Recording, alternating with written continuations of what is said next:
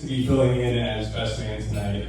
I gotta be honest, when Jordan asked me to be his best man, obviously I was honored and quickly accepted, but I also knew I was gonna have to give this speech. And so, like any decent best man in the year 2024, I immediately went to ChatGPT to have a right goal open for me. And I'll be honest with you guys, ChatGPT wrote a hell of a speech. It was funny, sentimental, concise, didn't take too long to get to the point. But what I came to realize is that no computer could ever truly articulate what it was like to grow up with Jordan as a little brother. And so if it's okay with you all, I'm going to speak from the heart tonight, because I'm sure there are many people in this room who at some point have wondered, wow, how did Jake and Jordan end up like that?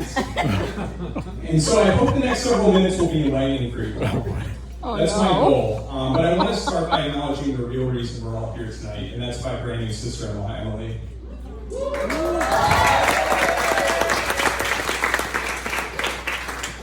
Growing up, I used to ask my parents all the time for a sister. I always wanted a little sister. And I never got one. I got Jordan instead. Which, don't get me wrong, Jordan's great. But what I've come to realize is I just had to wait a little bit longer.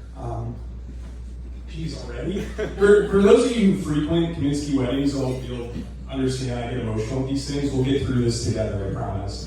But now between Kevin's wife, Michelle, and of course Emily, I've been blessed to have two amazing sisters.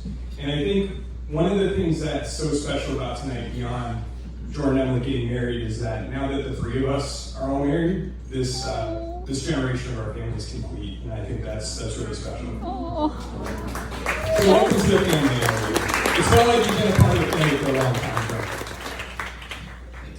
All right, on to Jordan. I think the easiest way I could describe what it was like to grow up with Jordan is that at times, and I mean this in all sincerity, Jordan could be the absolute smartest person I have ever met in my life. And yet, at other times, and far more frequently, Jordan could be the absolute dumbest person I've ever met in my life. And yet, at other times, Jordan could be both the dumbest person and smartest person I've ever met in my life at the exact same time. I realize that last one can be a little bit confusing, so I'd like to illustrate it with a quick example. So, when Jordan and I were little, I think it will surprise no one to learn that we used to get in trouble kind of a lot. And occasionally, when we really step out of line, our parents would spank us. Now, I know there are a lot of differing opinions on how to discipline your children, but I want to put everyone's mind at ease by saying we absolutely deserved it. Okay? Like, our parents are walking saints for putting up with some of the stuff we used to pull. Now whenever I knew I was going to get spanked, would take my punishment, be grounded in my room, learn my lesson, and then everything would be fine. Like how a normal kid would handle that situation. Jordan took a much different approach. Whenever Jordan even thought there was a chance he was going to get spanked, he would immediately strip down, buck naked, like full Monty. It was honestly impressive how quickly you got your clothes on. And he would proceed to run around the house screaming, like, ah! He would throw his hands out. Those inflatable balloon people outside used car dealerships? That's what Jordan would look like running around the house.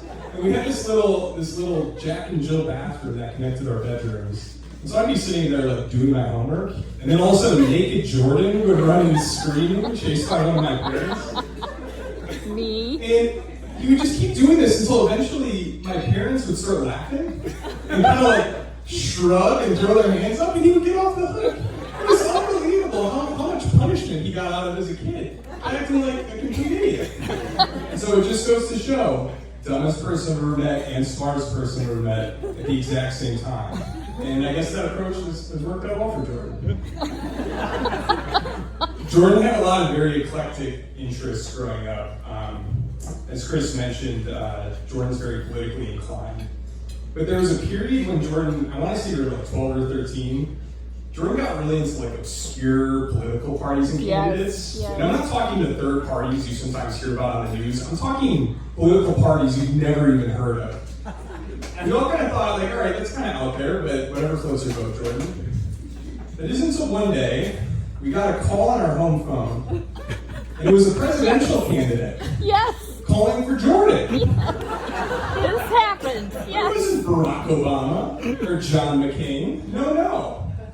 It was the presidential candidate for, I want to say, like, the Workers' United Communist Party of America, or something like that, calling for his comrade Jordan. And it was at that point we kind of had to sit him down and be like, all right, Jordan, you need to cut it out, buddy, before you end up on some sort of government list or something. I'm happy to report that Jordan's political leanings have been far more mainstream ever since. But of course, the other great passion of Jordan's childhood was cooking. And as has been mentioned, he was on MasterChef, which was honestly a lot of fun.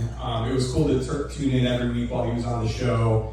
But I'll have you know that Jordan's career as a cooking personality on television actually has far more humble beginnings.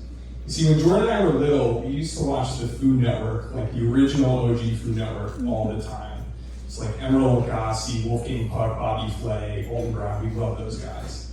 And we used to watch these shows over and over again. And whenever we would like make breakfast or lunch in our parents' kitchen, we would pretend like we were on a Food Network show.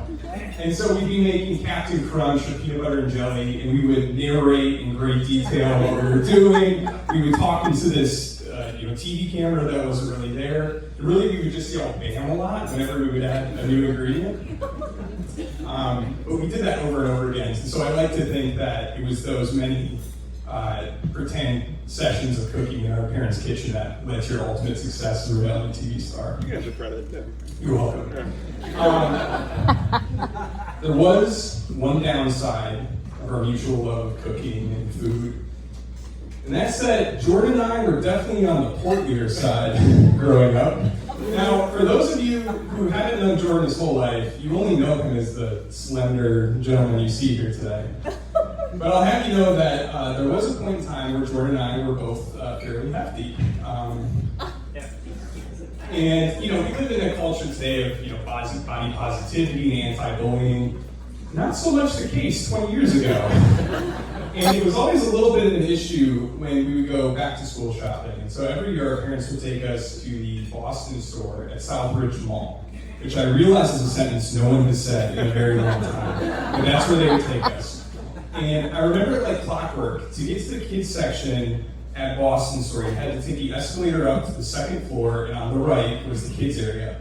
It was this big kids area, but most of it was off limits to Jordan and I. There was only one very specific section that we were able to shop from. And we knew it was for us because it had a big sign over it. And do you know what that sign said? Husky. Husky, which apparently is the word that people in the clothing industry chose to describe fat children. And that was me and Jordan, just a couple of husky bros. And I want to tell you all something. There are few bonds in this world stronger than being brothers. But when not only are you brothers, but also you had to shop in the husky section at Boston store in Southbridge Mall, that shit is for life. And quite frankly, that's something that ChatGPT can never possibly understand. In all honesty, it was a lot of fun growing up with Jordan. Like Kevin mentioned, you all know Jordan. He's one of the most charismatic people you could possibly meet. If I'm honest, there were definitely times where I could be angry or frustrated with Jordan. I think it's a natural thing as an older sibling because you go through life a little bit before your younger siblings. And so I thought I could give Jordan this clear path of what to do, who to hang out with, what classes to take, what sports to play, what to avoid. But inevitably, whenever I would try to give Jordan advice or tell him what to do, he would do like the complete opposite, like something totally out of left field. And I would get frustrated and worried about him. But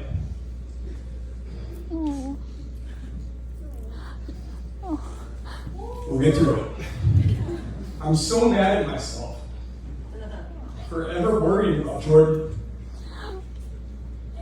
Because he had to find his own path, and his path was the right one, because it took him that. Oh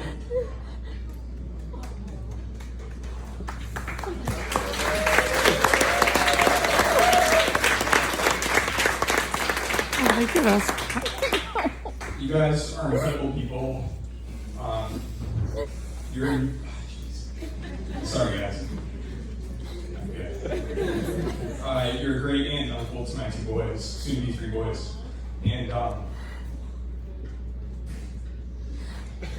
you're gonna be great parents. Whenever the time comes for that. Jeez. Sorry. Alright, I'm gonna wrap this up. I've been out here for a while. I'm gonna end this with a toast, and the toast comes from one of my favorite Bible verses. And part of the reason I love it is it's featured in the movie Wedding Crashers, which if you haven't seen is an all-time. But in 1 Corinthians, St. Paul says, love is patient, love is kind, love always protects, always trusts, always hopes, always perseveres. Love never fails. Jeez. Jordan and Emily, may your love be patient, may your love be kind, and may your love never fail. Cheers. Oh, cheers.